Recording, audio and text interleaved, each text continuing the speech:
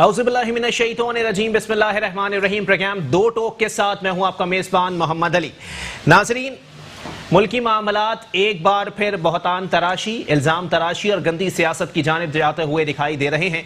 उसकी वजह दरअसल ये है कि पाकिस्तान में तसलसल के साथ ऐसे मौज़ूआत सामने आते हैं और फिर वो मौज़ूआत कहीं ऐन गैन से हो जाते हैं, कहीं मुल्की तारीखी मामलात में खो से जाते हैं।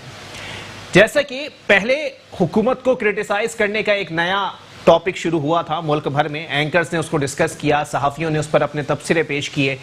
उसके फौरी बाद कोविड-19 का एक मंजर मिल गया तमाम लोगों को बेचने के लिए, और फिर सूरत हाल अब आ गई है JIT और बीबी शहीद की उस वसीयत के ऊपर जिसका मुतालिबा बारहा अली ज़ैदी साहब कर रहे हैं। उसके बाद पाकिस्तान पीपल्स पार्टी के सरबराह बिलावल भुट्टो ज़रदारी साहब की जानिब से जो प्रेस कॉन्फ्रेंस की गई, उसमें उन्होंने शदीद खबर ली वफाकी हुकूमत की और कहा कि जनाबे वाला करप्ट तरीन हुकूमत है तारीख की। और उसके बाद बहुत सारे वज़रा, जाहिर सी बात है उनकी मजबूरी है, चाहे वफाकी सतह पर हों या फिर अपोजिशन के अंदर, सिंध के अंदर बड़ा जमान पाकिस्तान तहरीक इंसाफ के रहनुमा मौजूद हों, उनकी मजबूरी है। उन्होंने क्रिटिसाइज करना शुरू किया सिंध हुकूमत को कि जनाबे वाला जिन लोगों ने करप्शन की बुनियाद डाली हो उन पर किसी हुकूमत को करप्ट कहता हुआ कोई इंसान अच्छा नहीं लगता। आज भी प्रेस कॉन्फ्रेंसेस हुई हैं और खूब मामलात जो हैं वो जाते हुए दिखाई दे रहे हैं उस जानिब जिसकी आवाम को शायद अब तवक्को है, क्योंकि आवाम ने अब यही सोचना शुरू कर दिया है कि बारियां लेकर सब रवा दबा रहेगा, कुछ नहीं होता आवाम की फलाह के लिए। के इलेक्ट्रिक, जिसे ईस्ट इंडिया कंपनी बारहा मुझ समेत बहुत सारे एंकर्स बोल रहे हैं, कि इलेक्ट्रिक के मामलात क्या हैं कि जी तवील गैर एलानिया लोड शेडिंग, ओवर बिलिंग से परेशान शहरियों के लिए वक्ती खुशी सामने आई है। इमरान खान साहब ने कराची में बिजली की फी यूनिट कीमतों में इजाफे का फैसला फिर मौखिर कर दिया है। अच्छा, फैसला मौखिर हुआ है, अगर कोई इस पे शादियाने बजाने की कोशिश कर रहा है तो उसको ये बात समझ लेनी चाहिए कि जनाबे वाला ये फैसला मौखिर हुआ है। बिजली की कीमतें बढ़ेंगी लेकिन आगे जाकर बढ़ेंगी, अभी उनको बढ़ाया नहीं जाएगा। दूसरी बात यह कि इमरान खान साहब ने बिजली की किल्लत पर नोटिस ले लिया है, जिस पर मरियम औरंगजेब साहिबा ने कहा कि कराची वालों को खबरदार करते चलें कि अब हाथ के पंखे खरीद लें, क्योंकि इमरान खान साहब जिस चीज पर नोटिस लेते हैं वो चीज महंगी हो जाती है। और कुछ वाकई सूरत हाल, ग्राउंड रियलिटी इसी जानिब जाती हुई दिखाई देती है। वहीं दूसरी जानिब रुकन कौमी असेंबली और माजी में एक नाम निहाद एंकर आमिर लियाकत हुसैन साहब की जानिब से भी कहा गया है कि मैं अपना इस्तीफा वजीर आजम साहब को पेश करता हूं। मैं ये पूछना चाहता हूं कि आमिर लियाकत हुसैन साहब, एक बंदे के इस्तीफा देने से कौन सी कयामत आने वाली है पाकिस्तान तहरीक इंसाफ की हुकूमत में? और आमिर लियाकत साहब का कोई ऐसा बैकग्राउंड मौजूद नहीं है, कोई ऐसा क्रिमिनल रिकॉर्ड मौजूद नहीं है कि वो इस्तीफा देकर हुकूमत को हिला दें, लेकिन आज मामलात हैं। दूसरी बात ये, पाक सरजमीन पार्टी के सरबराह सैयद मुस्तफ़ा कमाल साहब ने भी आज इमरान अहमद खान नियाजी साहब से कहा है कि टाइगर फोर्स कहां है, क्योंकि टाइगर फोर्स के नाम पर पाकिस्तान में महज सियासत की गई है। चले, ये तो हो गए कुछ सियासी मामलात। अब जरा थोड़ी सी मुहज़्ज़िब गुफ्तगू की तरफ आते हैं तो तालीमी इदारों की बात कर ले। तालीमी इदारों के हवाले से बारहा मुसलसल स्कूल्स मालिकान को लॉलीपॉप दिया जा रहा है हुकूमत की जानिब से कि कल खोल देंगे, और कल जब जाके उनसे पूछा जाता है तो वो फिर वही अपनी बात दोहराते हैं कि कल खोल देंगे। स्कूल्स कब खोले जाएंगे, कब ये मामला दुरुस्तगी की तरफ आएंगे? क्योंकि जहां से कोविड-19 स्टार्ट हुआ था वहां पर तालीमी इदारे खुल चुके हैं। अब ये सूरत हाल कहां तक जाएगी, पहले इस पर थोड़ी सी गुफ्तगू करने मेरे साथ सबसे पहले तशरीफ रखते हैं जरका नाज साहिबा, पाकिस्तान तहरीक इंसाफ से आपका ताल्लुक है, जबकि मेरे साथ मोहम्मद अख्तर आराई साहब मौजूद हैं, माहिर तालीम हैं, तज्जिया कार हैं। बहुत शुक्रिया अख्तर भाई, आपने भी अपना कीमती वक्त इनायत किया। जाहिद अवान साहब तज्जिया कार भी हैं और चेयरमैन पाकिस्तान मुस्लिम अलायंस मेरे साथ मौजूद हैं। बहुत शुक्रिया जाहिद भाई, आपने भी अपना कीमती वक्त इनायत किया। अच्छा अख्तर आराई साहब, गुफ्तगू का आगाज में आपसे करूंगा। जनाबे वाला बताइएगा, पहले तो हुकूमत के साथ आप स्कूल्स मालिकान के जो मामला तय हुए हैं वो कहां तक पहुंचे? देखें, हुकूमत कभी भी मौका नहीं फराहम करती स्कूल एसोसिएशंस को कि उनको भी किसी मशावरत में ले। अभी बैनुल सूबाई मीटिंग्स हुई किसी बड़ी एसोसिएशन को, किसी फेडरेशन को इनविटेशन नहीं आया। जब बड़ा स्टेक होल्डर उसको नहीं बुलाया जाएगा तो वो फैसले कैसे मानेंगे? अगर आप कहीं भी कोई जजमेंट होती है तो अगर फरीक को नहीं बुलाएंगे तो वो क्या फैसला माना जाएगा? यकीन कीजिए, गवर्नमेंट की अपनी स्टडी है जो गैलेप सर्वे किया गया, उसके अंदर 74, कोई कहते हैं 73, चलो मान लिए 70% लोग ये चाहते हैं स्कूल खोलना। अभी इतना प्रेशर बिल्डअप हो गया है, आप देखिएगा अनकरीब के लोग फट पड़ेंगे, बच्चों से तंग आ गए हैं वालिदैन। और जनूबी पंजाब और सिंध के देहाती इलाकों के अंदर गवर्नमेंट के स्कूल्स के तो बच्चे लेबर चाइल्ड का शिकार होना शुरू हो गए हैं, मगर यकीन कीजिएगा उन छोटे प्राइमरी स्कूल्स का या जो 500 से लेके 1000 रुपए तक फीस वाले हैं वो भी चाइल्ड लेबर का शिकार होते जा रहे हैं।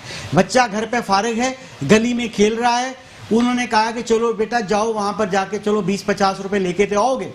आप वो कहाँ गई ह्यूमन राइट्स की तंजीमें, वो कहाँ गई हुकूमत की पॉलिसी जो चाइल्ड लेबर की बात करते थे? वो अवाम इतनी तंग आ चुकी है कि वो अब खुद बोलने लग गई है, स्कूलों के पास आती है, स्कूल कहता है कि मास्क के बगैर अंदर दाखिल मत हो जाए हो, तो वहां पर भी वो बहस करते हैं कि स्कूल क्यों नहीं खोलते, आप स्कूल खोलिए, हम डिस्ट्रिक्ट एडमिनिस्ट्रेशन के आगे खड़े हो जाएंगे, हम पुलिस के सामने खड़े हो जाएंगे, हम बच्चों से बहुत तंग आ गए। लेकिन अख्तर अराई साहब, कुछ लोगों का मौकफ ये भी है कि जो एसओपीज मुरत्तब की जाएंगी कि मास्क लगा हुआ हो, सैनिटाइजर प्रोवाइड किए हों, उसमें भी स्कूल्स मालिकान की जानिब से ये कहा जाएगा कि मास्क के ऊपर स्कूल का मोनोग्राम बना हुआ हो, सैनिटाइजर बाहर से नहीं ला सकते, स्कूल्स मालिकान ही प्रोवाइड करेंगे। इस सूरत हाल में तो बच्चे उसी अजियत का और वालिदैन उसी अजियत का शिकार रहेंगे जिस अजियत में वो अभी हैं। देखिए, आप रेलेवेंट एग्जाम्पल दीजिए। सोशल मीडिया एक ऐसी चीज है, एक ऐसा वेपन है कि उसको मिसयूज किया जाता है। अच्छा, पहली बात, एलीट क्लास के जितने भी स्कूल्स होते हैं वो इस तरह की मार्केटिंग करते हैं, ये मसला उनका है ही नहीं। ये मसला है 500 से लेके 5000 या 6000 या 7000 रुपए तक स्कूलों के लिए। वो लोगों नहीं बनाते, वो लोगों नहीं बनाएंगे। प्रॉब्लम जो कॉमन है वो 70% स्कूल्स का है।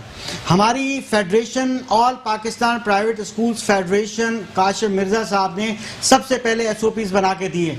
कहीं नहीं लिखा उस एसओपी के अंदर कि हम लोग मास्क देंगे लोगों के साथ, हमने कहीं नहीं लिखा कि हम सैनिटाइजर देंगे लोगों के साथ। ये जरूर कहा है कि ये तमाम चीज़ों का एसओपीज का इंतजाम किया जाएगा। पहली फेडरेशन है जिसने पूरे मुकम्मल इंटरनेशनल स्टैंडर्ड के मुताबिक जो है वो एसओपीज बना के दिए हैं, जो काबिले मतलब वो है।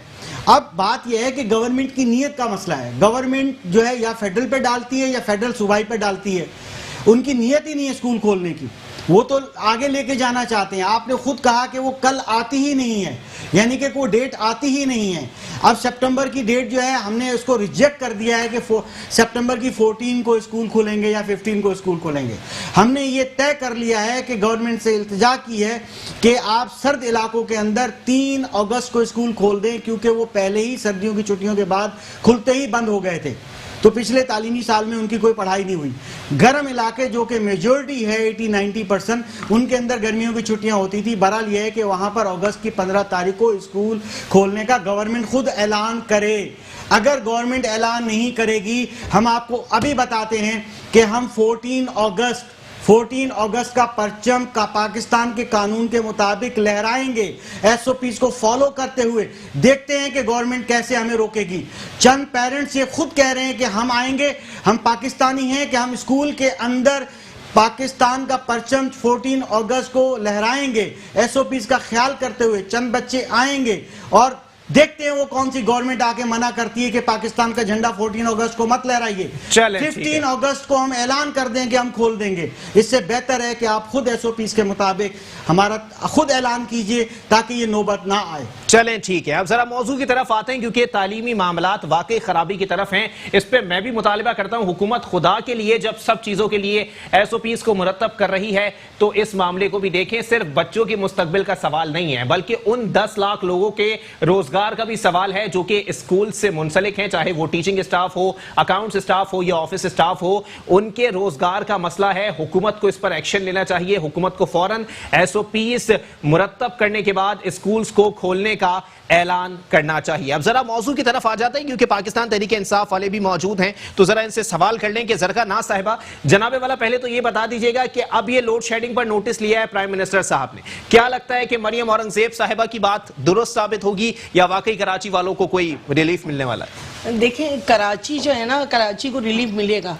इस वक्त ये पोजीशन है कि इलेक्ट्रिक ने एक तरीके से माफिया बन गई है जी। ना वो किसी की सुनते हैं, ना वो किसी को ओबे करते हैं, ना वो जो है ना बिलिंग में कोई कंसेशन देते हैं लोगों को।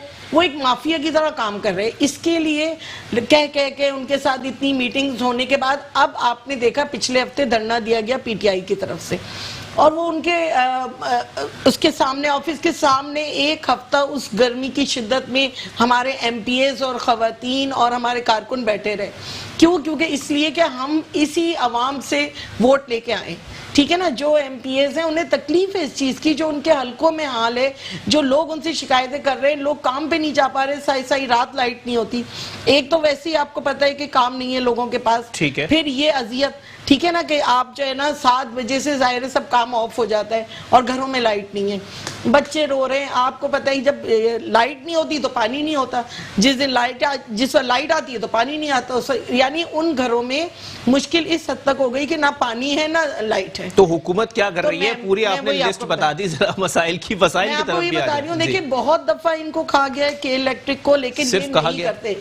अब इनके ऊपर एक्शन होने जा रहा है। अच्छा। इसलिए कि आपको पता है आज नैब ने भी इनके ऊपर जो है ना इन्वॉल्व हो गए और वो इनसे सब कुछ हिसाब लेंगे। अच्छा। क्योंकि सिर्फ ये कह देते हैं जी यहाँ फॉल्ट हो गया, वहां फॉल्ट हो गया। क्यों इतने फॉल्ट सिर्फ के इलेक्ट्रिक के होते हुए हो रहे? कभी ऐसे क्या कराची में बिजली नहीं थी? इतने बुरे हालात कभी भी नहीं थे। लेकिन ये जो है ये करप्शन है, फिर ये लोगों को तंग करने का एक एजेंडा है, तो हमें ऐसे ही लगता है। देखिए, इस बात से तो आप मुत्तफिक है ना कि के इलेक्ट्रिक जो है वो आवाम को अजियत दे रहे हैं, करप्ट लोग हैं, सब कुछ है, तो आप लोगों को एक्शन लेना चाहिए ना। नैब के मत्थे क्यों मार दिया आप लोगों ने? अब आप देखें, आपको पता है इनके जिस तरीके से ये कहते हैं ना ये फॉल्ट हो गया, हो गया, उसकी ये जाहिर पैसे क्लेम करते हैं, वो सारे पे अब इनका चेक एंड बैलेंस होगा। अच्छा। इनके तमाम चीजें अब चेक होंगी। दूसरी बात ये, आपको पता है असद उमर साहब हमारे यहाँ आए और उन्होंने आके इनसे बातचीत की, और उस दिन इन्होंने वादा किया इतने लोगों के सामने, मीडिया के सामने, कि गैर अनिय लोड शेडिंग नहीं होगी, लेकिन हो रही है। अगले दिन से हो रही है जी। तो मतलब ये कि इसका मतलब ये कि अब इनको नहीं समझ आ रही बात, अब इनको दूसरी तरह से देखना पड़ेगा। और उसके लिए हमारे इमरान इस्माइल साहब, गवर्नर साहब भी बिल्कुल मुतहर्रिक है। अच्छा। और इसलिए आपको पता है आज इजलास भी हुआ है, जरूर इसके ऊपर इकदाम होंगे। चले ठीक है, एक ब्रेक के लिए मुझे कहा जा रहा है, ब्रेक के बाद प्रोग्राम को यहीं से कंटिन्यू करेंगे। पाकिस्तान पीपल्स पार्टी से कादिर मंदुखेल साहब भी मुझे ज्वाइन कर चुके हैं टेलीफोन कॉल पर। उनसे भी बात होगी कि आया ये मामला जो है एक तरफा है या दो तरफा मामला दिखाई देते हैं। एक ब्रेक के बाद वापस आप। वेलकम बैक नाज़रीन, प्रोग्राम के सिलसिले को आगे बढ़ाएंगे। पाकिस्तान मुस्लिम अलायंस के रहनुमा जाहिद अवान साहब मेरे साथ मौजूद हैं। जाहिद भाई, जनाबे वाला बताइएगा सर, के इलेक्ट्रिक के हवाले से आपका मौकफ क्या है सर? एक माफिया, एक प्राइवेट इदारा या फिर ईस्ट इंडिया कंपनी? बिस्मिल्लाहिर्रहमानिर्रहीम। देखिए, ये ड्रामेबाजी पास्ट में भी होती रही है और अब भी ये जो है ना लोगों को पागल बनाया जा रहा है, पाकिस्तानी अवाम को। जितनी पास्ट की गवर्नमेंट थी, के इलेक्ट्रिक में उन्होंने अपनी भर्तियां करवाई हैं और के इलेक्ट्रिक से फंडिंग भी कराते रहे हैं, अपने इलेक्शनों की फंडिंग भी कराते रहे हैं और अपने पोस्टें भी लेते रहे हैं। वो आप जब एक जगह पे अपना घूस लेंगे, अपने मुलाजमीन भर्ती कराएंगे और उनसे बेनिफिट लेंगे, अब करोड़ों रुपए का इलेक्शनों के दौरान, आप के इलेक्ट्रिक को मना करने वाले या उन पे एक्शन कैसे ले सकते हो? आप मुझे ये बताएं। अभी एमक्यूएम में आप चले जाएं, एमक्यूएम ने अपनी भर्तियां अपने दौर में कराई हैं। अब ये लोगों को दिखाने के लिए जो एमक्यूएम भी बैठ रही है, धरने दे रही है, और पीटीआई के ऊपर मैं आता हूं। पीटीआई धरना क्यों दे रही है भाई? पीटीआई गवर्नमेंट है। पीटीआई भी अगर गवर्नमेंट भी धरना देगी तो अवाम फिर कहां जाएगी? दूसरे किसी मुल्क चला जाए, साथ बांग्लादेश, पाकिस्तान से बाहर कहीं चले जाए, इंडिया चले जाए। अवाम किसके आगे रोना रोए जब गवर्नमेंट ही खुद लाचार है, बेबस है केई के लिए? केई यानी दो चीजें इस वक्त अवाम के जहन में है कि या तो बेबस है हमारे वजीर आजम साहब, फेडरल गवर्नमेंट जो कि एक्शन नहीं ले सकती केई पे, इतना स्ट्रांग है ये माफिया केई का। किसने ये ठेके दिए थे, उनका एहतसाब क्यों नहीं होता? आज कितने अरसे से 2 साल हो गए, पिछले साल कितनी अमवात हुई, केई को किसी ने पकड़ा? एक कोई केई को जाके फांसी लगी, कोई उम्र कैद हुई, कुछ साल कैद हुई केई के किसी डायरेक्टर को, किसी ओहदेदार को। हर साल ये अमवात होती है, ये बच्चे मरते हैं। मर्द कोई पॉलिटिशियन का बच्चा मरे ना, किसी मिनिस्टर का बच्चा मरे ना करंट से, तो फिर इनको एहसास हो। हर बंदे ने भर्तियां कराई हैं, जितनी पॉलिटिकल पार्टियां पास्ट में रही हैं। अब पीटीआई को धरना देने के बजाय असेंबली में एमपी एमएनए खड़े होना, वहां पे असेंबली में आवाज उठाएं कि वजीर आजम को कहें पीटीआई इतनी स्ट्रांग है, आप कुछ नहीं कर सकते पीटीआई का। मैं आपसे सवाल करता हूं, आप मुझे बताएं कि पीटीआई बड़ी है या पाकिस्तान गवर्नमेंट उससे बड़ी है पावरफुल में? पावर किसके पास है इस वक्त? एहतसाब अब जो चीज ना करनी हो देख लें, वो आ गया नारा क्या था पीटीआई का, मैं गिरबान पकड़ूंगा, सबके पैसे लाऊंगा, ये वो। अब मुझे बताएं कि नैब कहां से बीच में आ गई? नैब ने कहां से एक्शन ले लिया? गवर्नमेंट कहां है? होंगी ना 800 अरब रुपए का इसका डाका मतलब पड़ा ये नैब ने पहले कौन से पैसे, अरबों और खरबों, नारा ये था हम पेट फाड़ के लाएंगे, चीर के लाएंगे, इनको सारे पैसे लाएंगे। एक मुझे बता दें, आवाम के सामने कोई पब्लिक हुआ कितने पैसे आए हैं नवाज शरीफ की गवर्नमेंट से, कितने सरे महल बना, पीटीआई पे पीपी पे इल्जामात हैं, नून लीग पे होंगे। मैं कंट्रोवर्शियल नहीं करता हूं किसी पार्टी का, नहीं, एज ए पाकिस्तानी आपसे एक बात करता हूं आवाम के लिए। आवाम तो मर रही है, आवाम तो पिस रही है, आवाम को तो लॉलीपॉप दिया जा रहा है, ये एहतजाज कर रहे हैं। गवर्नमेंट में बैठ के आप अपनी गवर्नमेंट के खिलाफ एहतजाज, क्या मकसद क्या है इस बात का? ये किसको दिखा रहे हैं? चले ठीक है, खुद सोचे। कादिर मंदोखेल साहब भी मेरे साथ मौजूद हैं पाकिस्तान पीपल्स पार्टी से, उनसे जरा पूछ लेते हैं। कादिर भाई, स्कूल्स के ऊपर कुछ कमेंट करना चाह रहे थे, जरा कुछ बताएंगे सर, क्या था आपके जहन के अंदर, दिलो दिमाग के अंदर, जो आप बताना चाह रहे थे प्राइवेट स्कूल्स के हवाले से? अख्तर भाई, अख्तर अरैन साहब हमारे भाई है, लेकिन वो जो बात कर रहे थे ना कि पाकिस्तान के झंडे लेके हम 14 अगस्त को बाहर निकलेंगे, तो मेरी इनसे दरखास्त है कि पाकिस्तान के झंडे को इस तरह रोडों पे इस्तेमाल न करें। अगर झंडा ही इसने लहराना है तो झंडा पकड़ के सीधे जाए इंडिया के बॉर्डर पे, वहां हिंदुस्तान से और उन काफिरों से लड़ रहे हैं जो कश्मीर के ऊपर जुल्म कर रहे हैं। पाकिस्तान का झंडा अपने स्कूल के लिए, अपने मुफाद के लिए, अपने चंद टकों के लिए ना करें। और ना गवर्नमेंट ने ऑलरेडी जो है ना वो ऑनलाइन जो है ना वो इजाजत दे चुकी है, HSC इजाजत दे चुकी है, तमाम यूनिवर्सिटी में, कॉलेजेस में, स्कूलों में ऑनलाइन है, तो उस हवाले से वो ऑनलाइन का फायदा ले ले। लेकिन यकीनन मैं इस बात की भी इससे मुतफिक हूँ कि स्कूल खोलना चाहिए SOPs के तहत, जहाँ 100 बच्चे हैं वहाँ 30-40 होना चाहिए, क्योंकि बच्चों को मुस्तकबिल का सवाल है। मैं ये भी समझता हूँ कि ऑनलाइन सिस्टम हर जगह, गरीब आबादी, इस वक्त भी मैं बल्दिया में बैठा हूँ यहाँ पे, तो यहाँ वो ऑनलाइन सिस्टम नहीं है जो बच्चे पढ़ सकते हैं। तो ऐसी जगह पे स्कूलों में SOP के तहत जो है ना वो होना चाहिए, क्योंकि स्कूल वाले तो वैसे नहीं छोड़ रहे, वो तो वालिदैन से ना वो तनख्वाह, अपना जो फीस है वो तो ले रहे हैं, लेकिन बच्चे घर पे बैठे हुए हैं और पूरा साल उनका जाया रहे। तो इस बात तो मैं मुतफिक हूँ, मगर अगर मुतफिक नहीं हो तो पाकिस्तान का झंडा अपने मफाद के लिए इस्तेमाल करने से मुतफिक नहीं है। चलें ठीक है कादिर भाई, अब जरा कि इलेक्ट्रिक के टॉपिक की तरफ आ जाते हैं। जनाबे वाला बताइएगा सर, पहले तो मुझे ये बात समझ नहीं आती कि ये इलेक्ट्रिक का इदारा इस कदर मजबूत है कि ना आप लोग कुछ कर पाते हैं, ना फेडरल गवर्नमेंट कुछ कर नहीं पाती। उसके अलावा कुछ लोग ये बात भी जो है वो आप पे गढ़ देते हैं कि जनाबे वाला 2008 से 2013 में जितनी मराहत की इलेक्ट्रिक को दी गई हैं कभी नहीं दी गई अलबराज कैपिटल के रूप में। और दूसरी बात, अब मुझे बता दें सर कि मुनीस अलवी साहब या फिर आरिफ नकवी साहब जो हैं वो किसके फूफी के लड़के हैं कि कोई कुछ बिगाड़ ही नहीं पा रहा है? देखिए, पहली बात ये है कि पिछले दिनों में वज़ीर आला सिंध ने एक बिल पेश किया था गवर्नर के सामने, जहां के इलेक्ट्रिक के हवाले से बिजली की नरखों में, बिलों में कमी की जाए। गवर्नर ने वो बिल मुस्तरद कर दी, ये कह के कि सिंध हुकूमत कौन होते हुए इसके KC के मामला में मुदाखलत की, वो पाक का अदारा है। नंबर एक बात। दूसरी बात ये कि पिछले हफ्ते में काबीना में इनके 2 रुपए जो ना 2 रुपए 98 पैसे या 95 पैसे जो ना वो बिल जो ना वो रेट ज्यादा कर दी कि इलेक्ट्रिक के कराची के लोग हैं, तो ये वफाकी हुकूमत ने किया। और आज वज़ीर आज़म ने एक इजलास की, उन्होंने ये कहा कि हम ज्यादा करेंगे, रेट ज्यादा करेंगे, मरावार जो है वो करेंगे। दूसरी तरफ वो PTI के MPA मैंने जो ना वो मीडिया के सामने एक लोगों को बेवकूफ बनाने के लिए, जहां उन्होंने 22 साल कंटेनर पे डांस पार्टी के तौर पे किए है, वो जाके लोगों को किसको बेवकूफ बना रहा है, कराची की पढ़ी लिखी आवाम को बेवकूफ बना रहा है। आपके गवर्नर ने बिल जो है ना वो मुस्तरद कर दिए, आपकी काबिना ने रेट बढ़ा दिए, आपको वज़ीर जब आज ये कहा कि मरवार जो है ना हम रेट बढ़ाएंगे, और ये जाके वहां पे चिचोरापन कर रहे हैं, वहां जाके के इलेक्ट्रिक के सामने एहतजाज कर रहे हैं ताकि खाना पूरी हो जाए, मीडिया आ जाए। तो मेरी इनसे दरखास्त है ये कंटेनर से उतर जाए, ये प्रैक्टिकल करे। मैं कहता हूं, मैं दावा करता हूं पीपल्स पार्टी के कदना से कारकुन के इलेक्ट्रिक को उफाक के ले ले, तहवील में ले ले, जो ये कह रहे बिल्कुल ले ले। और अबराज ग्रुप का जो पार्टनर है वो अली जैदी का फ्रंट मैन है। तो सवाल ये कि एक तरफ नाम लेना पसंद करेंगे कादिर भाई? मैं ये कहूंगा कि बिल्कुल के इलेक्ट्रिक को गवर्नमेंट तहवील में ले ले, हम किसी तौर पे नहीं है कि नहीं, फ्रंटमैन का नाम लेना पसंद करेंगे? अली जैदी साहब के फ्रंटमैन का नाम क्या है? अली जैदी का वो बिलावल भुट्टो साहब ने अपनी प्रेस कॉन्फ्रेंस सारी तफसील बता दी है। बात ये होता है ना कि ये अबराज ग्रुप के साथ मिले हुए, और ये जो पीपल्स पार्टी ने अगर मराद दी है तो मैं कहता हूँ वापस ले लें। जहाँ हर तरफ जो ना अब शब खून मारने के चक्कर में हो, वापस ले मराद, और वो मैं कहता हूँ खत्म कर दें कि इलेक्ट्रिक को खत्म करें, अपने कब्जे में ले ले, गवर्नमेंट अपनी तहवील में ले। लेकिन ये ड्रामाबाजी ना करें कि एक तरफ बिल बढ़ा रहा है, दूसरी तरफ ऑर्डिनेंस मुस्तरद करें, और तीसरी तरफ एहतजाज करें, वहां जाके ये लुचे पंगू की तरह जो ना वहां पे करें और मीडिया ट्रायल करें। तो ये ड्रामाबाजी, कराची के अवाम पढ़े लिखे लोग हैं, ये इनकी चक्करबाजी में नहीं आएंगे। 22 साल उन्होंने कंटेनर पे गुजारे, जिस तरह उन्हें डांस कर करके लोगों को बेवकूफ बनाए। अब वो लोग उनसे चाह रहे हैं कि आपने कहा जरदारी करप्ट है, आपने कहा नवाज शरीफ करप्ट है, अब आप ठीक है करप्ट कर बहुत हो गए, अब आप कुछ करके दिखाएं।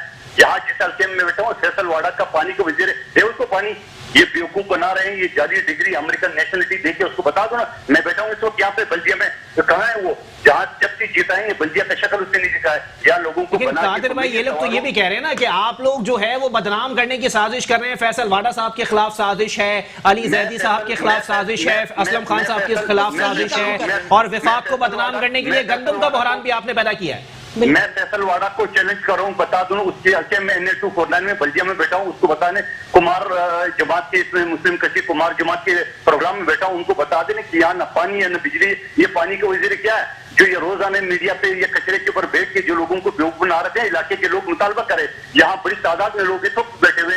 तो सवाल ये हम बदनाम नहीं करें, ये अमेरिकन नेशनल जिसके सारी चीज साबित हो चुका है, लेकिन अफसोस न कोई अदालत बात सुन रहे, न इलेक्शन कमीशन बात सुन रहे, और हम तो चीफ के साथ गए। सवाल ये है कि इनको हम ये कह रहे हैं आपने वोट खेल लिए, अब आप लोगों के काम करें। 2.5 साल हो गए, पूछो फैसल वाडा से वालके में है, और अली जैदी की क्या पोजीशन है? उसने पाकिस्तान के अदारों को बदनाम किए, इसने पाकिस्तान के अदारों को ISI MI को सबको बदनाम किए। पीपल्स पार्टी के JIT में कोई दस्तखत नहीं, फांसी दो उजैर बलोच को, फांसी दो जुल्फकार मिर्जा को, लेकिन ये बातें ना करो। खुद जुल्फकार मिर्जा की बीवी आपके वफाकी वजीर बैठे, करें उसके खिलाफ कार्रवाई। हमने कब कहा? लेकिन जहाँ एक पीपल्स पार्टी का दस्तखत नहीं है वहां आपके ISI MI के दस्तखत मौजूद है। आप अगर चैलेंज करो तो मैं ये समझो कि जैसा हवाबाजी के वजीर ने पूरे पाकिस्तान में, पूरी दुनिया में PIO को बदनाम किया, इस तरह पाकिस्तान के अदारों को बदनाम करिए लोग।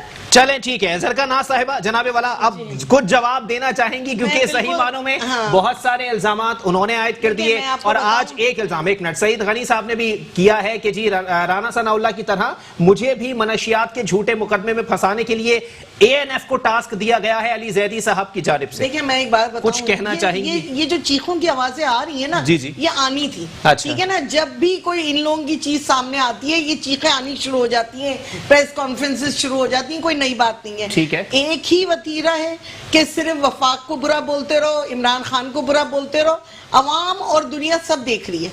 ठीक है ना, सबको पता है कि कौन क्या कर रहा है और किसने क्या किया है। 2018 से 2013 तक किसने जो है ना उस वक्त के इमरान खान थे के इलेक्ट्रिक को सपोर्ट करने के लिए, इमरान खान के सामने तो नहीं के इलेक्ट्रिक को जो है ना प्राइवेटाइज किया गया। ये जिन लोगों ने किया वो हिसाब में कहाँ ब्रीफ केस जाते हैं भर के, हम लोगों को नहीं पता।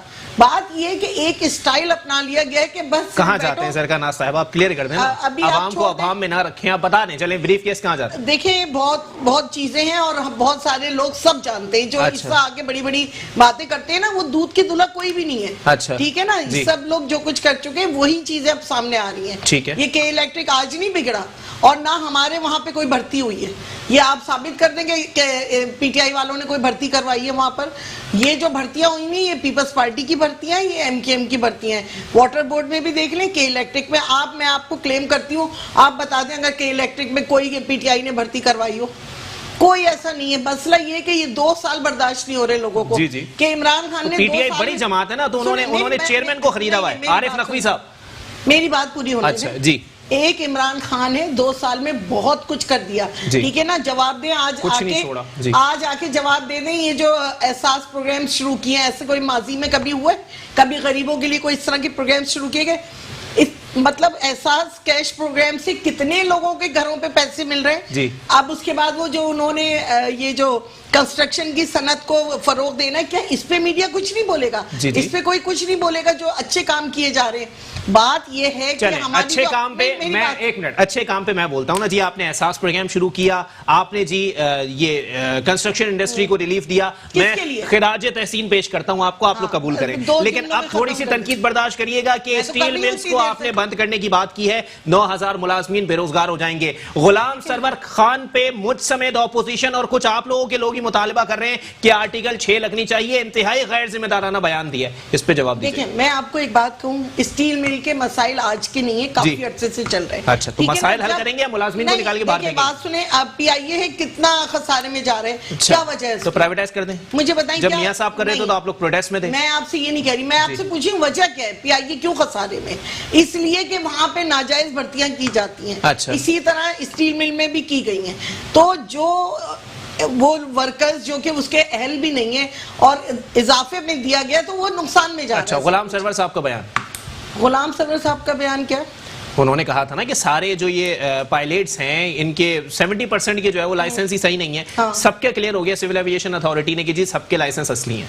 चलिए ठीक है, असली इतने है। लोगों को निकाल दिया गया। वो देखिए, मैं कौन एक बात जिम्मेदार है? आपसे कहूं, आप ऐसा लोग नहीं हो जिम्मेदारी सकता। लेंगे? नहीं, ऐसा नहीं हो सकता। अच्छा। कि जो है ना वो सारे बिल्कुल सही थे और उनको निकाल दिया गया। अच्छा, तो सिविल एविएशन अथॉरिटी की रिपोर्ट झूठी है, आप ये कह रही हो हैं? सकता है, इसके ऊपर आपका तहकीकात इदारा है? होनी चाहिए। अच्छा। बिल्कुल होनी चाहिए कि क्या ये जो क्लेम किया गया था कि इतने जो पायलट हैं वो इजाफी भर्ती हुए हैं और वो नाअहल हैं, ठीक अगर है, उसके ऊपर होगा तो उस पे गुलाम सरवर साहब जो फोन कर करके बैरून ममालिक की सिविल एविएशन को बोल रहे हैं कि जनाबे वाला वो लाइसेंस दुरुस्त ये थे, वजह है, तो आप इसकी गुलाम वजह है। सरवर साहब को ही पकड़ेंगे? देखिए, मैं गुलाम सरवर साहब को नहीं पकड़ रही, मैं आपको पता है दुनिया में कितनी बदनामी हो रही है इन चीजों से। आपके हैं? वजीर हो ने रही है बयान दिया ना। मैं आपको यही बता रही हूँ कि दुनिया में इस वक्त बदनामी हो रही है कि PIA के जो इतने जहाज गिरे हैं वो तो इनके तो सारे लोग ऐसे थे। चलें ठीक है, बहुत सारी जहाज वजह कितने गिरे, बदनामी कितनी, नेकनामी कितनी। एक ब्रेक के बाद अख्तर अराई साहब से पूछेंगे कि जनाबे वाला कौन बदनाम कर रहा है और किसने नेकनामी के झंडे गाड़ दिए। एक ब्रेक के बाद वापस वेलकम बैक नाज़रीन, प्रोग्राम के सिलसिले को आगे बढ़ाएंगे। अख्तर अराई साहब, जनाबे वाला बताइएगा सर, कौन नेक नाम, कौन गुमनाम और कौन बदनाम? देखिए, सब नेक नाम बनने की कोशिश करते हैं, असल में बदनाम भी करते हैं एक दूसरे को। बात यह है कि वो झंडा गाड़ने वाली एक बात थी जी जी, और मैं कादर भाई को का शुक्रगुजार हूं कि उन्होंने कुछ रियलाइज़ किया, क्योंकि कादर भाई बहुत काबिल शख्स हैं और कोई गरीब आवाम की बड़ी खिदमत करते हैं और कानून दान भी हैं और कानून बहुत अच्छे तरीके से जानते हैं। थोड़ी सी शायद सुनने में उनको मिसअंडरस्टैंडिंग हो गई। हमने सड़कों पे झंडा लहराने की बात नहीं की थी। वो कानून जो है कादर भाई बताएंगे जिसके तहत सरकारी बिल्डिंग पे झंडा लहराया जाता है और 14 अगस्त को लाजिम है कि वैसे तो डेली हर स्कूल में सुबह को झंडा लहराना चाहिए अगर वो खुला है। 14 अगस्त को लाजमी होगा। 14 अगस्त की सिर्फ एक दिन की मैंने बात की है कि चंद लोग, चंद बच्चे जो ये जज्बा रखते हैं, मुहब्बुल वतन है, वो जाएंगे स्कूलों में झंडा लहराएंगे, रोड पे नहीं लहराएंगे, उसको इज्जत देंगे। बाकी हमें अफवाज पाकिस्तान पे बड़ा भरोसा है, जिसने पूरी दुनिया में मानी जानी अफवाज पाकिस्तान है, हमें उस पर भरोसा है। अगर होगा तो हम ज़रूर जाएंगे बॉर्डर के ऊपर। मगर मेन बात जो है मैं कहना चाह रहा था कि मैं प्रेसिडेंट हूँ सूबा सिंध का all Pakistan private schools federation का। हमारी 14 तारीख को 200 से ज़्यादा एसोसिएशन पूरे पाकिस्तान में शिरकत किया है। उसमें हमने गवर्नमेंट से अपील की है कि सर्द इलाकों में 3 अगस्त को और गर्म इलाकों के अंदर 15 अगस्त बात को आपने स्कूल पहले खोल कर दी थी दीजिए। गुफ्तगू में जी। बिल्कुल खोल दीजिए, मगर हम गवर्नमेंट का इंतजार करेंगे, मगर झंडा हम जरूर लहराएंगे। चलें ठीक है, जाहिद अवान साहब, जनाबे वाला बताइएगा, जरका नाज साहिबा ने जितनी बातें की कि बहुत कुछ हो चुका है मेरी नजर में और बहुत कुछ हो रहा है ऑपोजिशन की नजर में और बहुत कुछ दुरुस्त हो जाएगा PTI की नजर में, बता दीजिएगा सर किसका मौकफ दुरुस्त? मौकफ दुरुस्त तो बस किसी का नहीं है, गोलमोल बातें ही है सारी। ठीक है, मैं क्लियर बात करने वाला बंदा हूं। एक पॉलिटिक्स अपनी जगह पे है और पाकिस्तानी होने के नाते एक रियलिटी को सामने लाना वो अलग बात है। आप मुझे ये बताएं कि कोई चले, मैं पीपल्स पार्टी का या नून लीग को एक साइड पे रख दे, वो करप्ट थे, दुनिया कहती है उनको दे, आप सही हैं। पीटीआई का नारा क्या था? एहतिसाब करूंगा, मैं सब चीजों को, इदारों को सही करूंगा, मैं जगह पे लाऊंगा।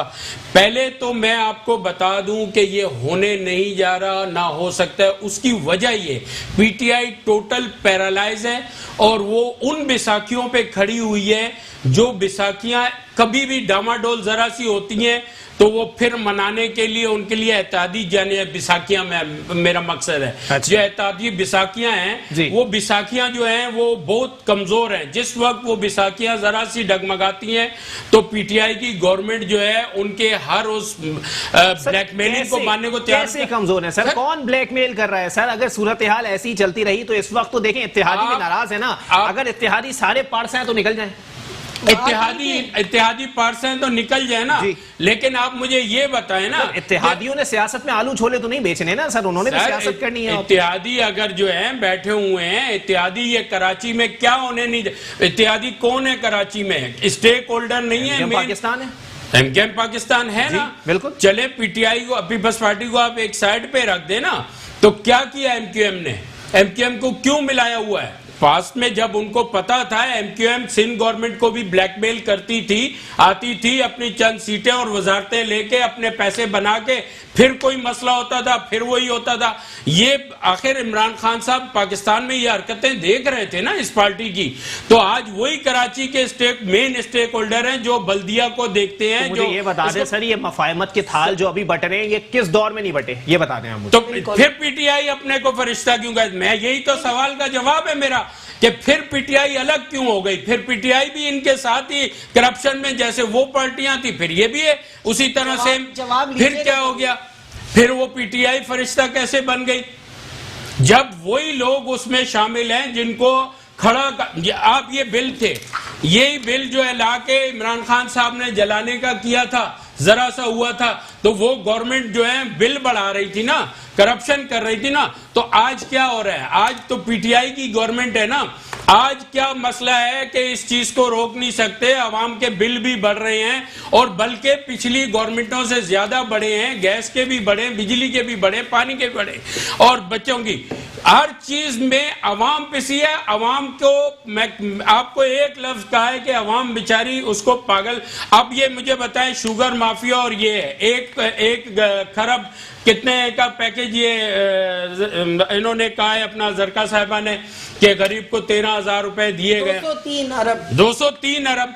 आप 203 अरब जो आपके साथ जो आपकी सफों में माफिया बैठे चीनी और आटे के, आप उठाएं और वो सील करें उनकी और गवर्नमेंट की तहवील में ले। एक मिनट, वो सील करने जा रहे थे, ले लिया। एक मिनट चले, वो भी ना करे आप। अगर वो माफिया बहुत स्ट्रांग है, बकोल खान साहब के वो टीवी पे आकर उन्होंने कहा है वो माफिया बहुत स्ट्रांग है। आप एक ये 204 अरब या 210 खरब रुपए जो है 303 खरब रुपए आप गरीबों को, ये कितने महीने अभी फिर वो आके खड़े हो गए रोड पे। बेरोजगारी तो उसी तरह लाचार है। एक मिनट मुझे दीजिएगा मौका। यही उठाते हैं, यही आप उठाते, शुगर मिलें खोलते, गवर्नमेंट की लैंड पे खोलते और शुगर माफिया को नसीहत हो जाती। आप ये करते, बजाय ये करने के आपके बस में बेबस हैं, आप उनके आप होल्ड नहीं कर सकते। आप वो एक बार करते चीनी को, क्या करते वो माफिया, क्या करती वो माफिया जो है मिलें बंद करने पे आ जाती, कंप्रोमाइज पे आ जाती। अगर करना चाहे सिंसियर हो तो गरीब चले ठीक है। 1 मिनट कादिर मंदू खेल साहब आपकी तरफ दोबारा आऊंगा। जनाबे वाला बताइएगा, 2 खबरें हैं सर, मैं सुना देता हूं उसके बाद मैं आपका जवाब लूंगा। हलीम आदिल शेख साहब कहते हैं कि सिंध में 25 मुख्तलिफ डाकुओं के गिरोह हैं। लियारी गैंगवॉर की तरह कच्चे को नो गो एरिया बना दिया गया है। डाकू राज को सिंध हुकूमत के वुज़रा की सपोर्ट हासिल है। बिलावल फजलुर रहमान की पिड्डी पर सवार होकर इस्लामाबाद जाना चाहता है। विफाक को बदनाम करने के लिए गंदुम बहरान पैदा किया जा रहा है। जनाबे वाला कोई जवाब? कादिर भाई आपको मेरी आवाज आ रही है? शायद लाइन डिस्कनेक्ट हो गई। कादिर मंदू खेल साहब मौजूद है मेरे साथ? गालिबन राबता मुनक़ता हो गया। जी जरका साहिबा, अब अपना जवाब आप मुकम्मल करें। 2-3 बातें आपने की, मैं उसका जवाब आपको देना चाहूंगी। आपने कहा कि जी आपने क्यों एमक्यूएम को साथ मिलाया और ये सब। देखें, इस शहर ने अगर जिन लोगों को वोट दिया है और जो मुंतखब हुए हैं उनमें कुछ लोग एमकेएम के भी हैं और बाकी पीटीआई के भी हैं। ठीक है। जब ये हुकूमत बनी है, मैं आपको एक बात बताऊं कि आप लोगों को तो यकीन नहीं आएगा, आप लोग एक अपोजिशन में लगे हुए इमरान को बुरा बोल रहे हैं। दुनिया जो है इस वक्त उस लीडर की इज्जत कर रही है कि एक दयानतदार इंसान पाकिस्तान में जो है ना हुक्मरानी कर रहे हैं और उनको कितनी पजीराई मिल रही है, ये सब आप लोग सुन रहे हैं, मगर उसको आप हाईलाइट नहीं करेंगे। मेरा कहने का मतलब ये है कि जब ऊपर हुक्मरान ईमानदार होता है ना तो नीचे के लोग करप्शन नहीं कर पाते। ये कह रहे हैं ना फिर तो आप भी करप्ट हैं। जी नहीं, नीचे कौन से ऐसे लोग हैं जिन्होंने करप्शन जिस चीज पे वो नोटिस लेते हैं वो चीज और ज्यादा दाम क्यों बढ़ जाते हैं? जी ज़रका साहब, गलत बात है आपकी, मेरी बात करने दें। मैं प्रूफ देता हूँ आपको इस चीज का। मैं आ रहा हूँ आपकी बात में नहीं बोली थी ना, मुझे जी ज़रका साहब। ठीक है। अच्छा, इमरान खान के ऊपर तो सारे इल्जाम आते हैं, ठीक है ना। वो अभी कितना टाइम हुआ है हुकूमत को? 2 साल। ठीक है, 2 साल भी अभी पूरे नहीं हुए और यहाँ लोगों से सब्र नहीं हो रहा। ये सारी बातें जो आप लगा रहे हैं ना इल्जाम, 5 साल सब्र करें फिर मुझे जवाब दीजिएगा कि ये नहीं हुआ, ये नहीं हुआ, ये नहीं हुआ। जान के अमान पर एक सवाल कर सकता हूँ ज़रका साहिबा? जनाब वाला आप कह रही हैं 2 साल हुए हैं, 2 साल में लोगों से सब्र नहीं हो रहा। 2 साल में अगर इस्लामाबाद से ऑडिटर जनरल की रिपोर्ट आ जाएगी कि मौजूदा हुकूमत में 247 अरब रुपए की करप्शन हुई है तो वैसे भी लोगों से इंतजार नहीं होगा। आपको बताऊं, देखें, एक तो सारे शायद अभी जागे, पीछे जो हुक्मरानों ने नहीं, पहले क्या सिंध हुकूमत के मुतालिक भी आई है 927 अरब। आपसे कह रही हूँ, कोई बड़ी बात नहीं। मेरी बात सुन ले कि अभी कितना अरसा हुआ पीटीआई 2 साल में 247 नॉट बैड। ये फरवरी से लेकर अब तक तो कोरोना के मसाइल हुए हैं। अच्छा, ठीक है, उसमें भी 247 सारी दुनिया में हुए हैं। अच्छा। मैं आपको बता रही हूँ, जो करप्शन होगी उसके ऊपर बिल्कुल नैब जो है ना उसके ऊपर सारी तहकीकात करेगी। मैं आपको एक बात बता दूं, खान साहब वो आदमी है, एहतसाब नहीं छोड़ेंगे वो। अच्छा, चाहे वो अपनों का होगा या दूसरों का होगा, एहतसाब होगा। हाँ, एकदम आप लोगों ने तो एकदम से हंगामा मचाया ना। आप देखें इसके ऊपर क्या शुगर वो चाहते तो ये रिपोर्ट नहीं ओपन करते, रिपोर्ट ओपन की है ना। रिपोर्ट से गरीब आदमी को क्या रिलीफ मिला? मेरी बात पूरी होने दें। पहले जो बात आप एहतसाब की कर रहे हैं पहले उसका जवाब सुन लें, फिर गरीब पे आ जाए। चलें, ठीक है। गरीब आदमी को आपके मेरे अलग नहीं रख सकते ना, कुछ नहीं चाहिए।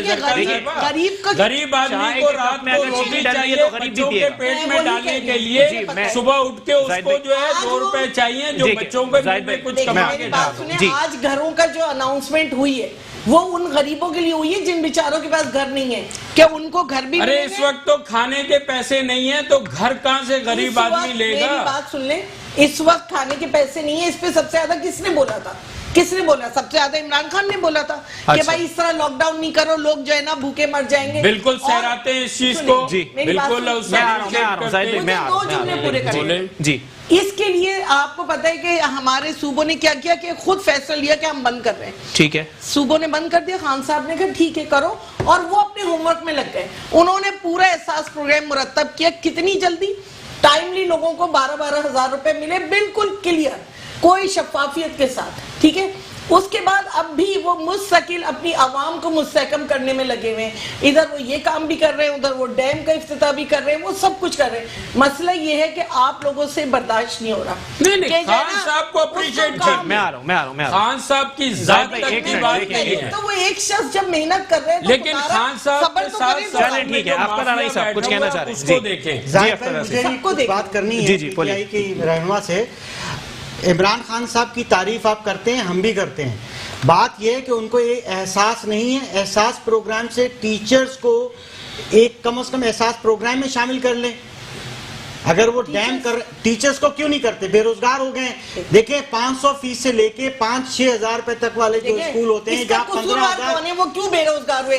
जब ये कहा गया था कि कोई स्कूलों से नहीं निकालेगा, पीटीआई उनको जॉब से निकाला गया। जहाँ तक तनख्वाह देने का इख्तियार होगा देंगे। 8वीं तरमीम से मुझे बात करने दीजिए। 8वीं तरमीम से जो सिंध गवर्नमेंट से मुतालबा हम करते हैं वो अलग करेंगे, क्योंकि इस वक्त टीचर बचाओ स्कीम हमें चलानी है, क्योंकि टीचर रो रहे हैं, वो इतने व्हाइट कॉलर हैं, वो रोड पे नहीं आ सकते, वो भीख नहीं मांग सकते। आप एहसास है, आपको एहसास प्रोग्राम में शामिल कीजिए। मैं आपसे कह रही हूं, कम से कम 12,000 रुपए टीचर्स को दीजिए। तो सुन लो भाई, वो जी, जो सर, उन्होंने 2 साल वेबसाइट इंतजार दी करें, थी, 5 साल इंतजार वेबसाइट करें। ओपन दी कि सब उस पे जो है ना आप लिखे, लेकिन जो लोग नहीं डिजर्व करते, अगर जिनके नाम पे गाड़ियां हैं या बंगला है या रिक्शा है या बाइक है, उनको नहीं मिलना था ना। अच्छा। तो बात यह है कि क्राइटेरिया इस वक्त क्या है कि जो गुर्बत की लकीर से नीचे थे उनको प्रायोरिटी पे दिया गया। अच्छा। जिनके घर में देखें टीचर्स का फिर भी एक स्टेटस होता है, जी, जी। मगर ये गलत है कि उनको आप एजुकेशन मैं आपको क्यों निकाला गया? अली, जाते जाते देखें एजुकेशन में एक प्रोग्राम आपको सिर्फ खत्म हो के ये कर दूं बात वाजे कि देखें गरीब आदमी का सोचे खुदारा, मैं जो आपके गरीब हो। इस प्रोग्राम के तवज्जुह से कहता हूं, गरीब आदमी इस महंगाई की चक्की में पिस रहे, कोरोना से भी पिस रहे और आप लोगों की नाकिस पॉलिसियों से भी पिस रहे है। एहतिसाब होना चाहिए। खान साहब ठीक है, मैं इस चीज को अप्रिशिएट करता हूं, लेकिन कब गरीब आदमी को उसका रिजल्ट मिलेगा, रिलीफ मिलेगा? मैं आपसे वो कह रही हूं, गरीब के लिए तो कर गरीब रहे हैं के लिए सब कुछ। तो खान साहब के नोटिस लेने से और महंगाई बढ़ी है। आप मुझे ईमानदारी से जवाब दें, जिस चीज का नोटिस लिया उन्होंने, शुगर का महंगी हुई, अच्छा, आप आटे नहीं का बताएं। महंगी जी। हुई, ये तो बिजली छोटा का बच्चा भी महंगी समझ हुई, सकता है इस देखे बात ना, को। तो आप नहीं समझ रहे। इसका मतलब खान साहब बेबस हैं। नहीं, नोटिस लेते हैं तो महंगी हो जाती है। ये तो आप तो बेबस हुए अजीब ना, बात है। देखें नहीं, चले ठीक है, बहुत शुक्रिया जरखाना साहिबा पाकिस्तान तहरीक इंसाफ से मेरे साथ मौजूद थी। अख्तर अगाई साहब सीनियर एनालिस्ट मेरे साथ मौजूद थे। जाहिद अवान साहब चेयरमैन पाकिस्तान मुस्लिम अलायंस मेरे साथ मौजूद थे, जबकि पाकिस्तान पीपल्स पार्टी से कादिर मंदू खेल साहब ने मुझे ज्वाइन किया था टेलीफोन कॉल पर। आप चारों मेहमानान का बहुत बहुत शुक्रिया। मामलात वाकई ऐसे हैं कि टीचर्स जिसे उस्ताद का दर्जा दिया गया है, जो कि एक बाप के दर्जे पर फाइज होता है, अगर वो घर में परेशान बैठा है, अगर मैं यतीम नहीं होता, अगर मेरे वालिद साहब जिंदा होते तो मैं उनसे पूछता कि आपकी परेशानी क्या है, लेकिन कोई नहीं पूछेगा, क्योंकि अपने उस्तादों का एहतराम शायद पाकिस्तान के माशरे में बचा ही नहीं है। चाहे कोई भी हो, किसी को अपने उस्ताद याद नहीं है। खुदा के लिए उन लोगों के लिए कुछ करें। वो लोग भूख से बिलख रहे हैं, उनके घर में किराया देने का पैसा नहीं है, उनके घर में ऑनलाइन क्लासेस दिलवाने के लिए फीसें मौजूद नहीं है अपने बच्चों के लिए। उनके घर के किराएदार जो हैं, उनके घर के मालिक मकान, वो उनसे मुतालिबा कर रहे हैं कि अगर इस महीने तुम लोगों ने रेंट अदा नहीं किया तो सामान उठा उठा के बाहर रख दिया जाएगा। यही तो मुतालिबा बारहा मैं भी कर रहा हूं कि जनाबे वाला, जिस मुल्क के अंदर जूते शीशे में बिक रहे हों और किताबें सड़कों पर बिक रही हों, उस मुआशरे के अंदर उस्ताद का एहतराम खत्म हो जाता है। इसी के साथ अपने मेजबान मोहम्मद अली को दीजिए इजाजत। अल्लाह हाफ़िज़।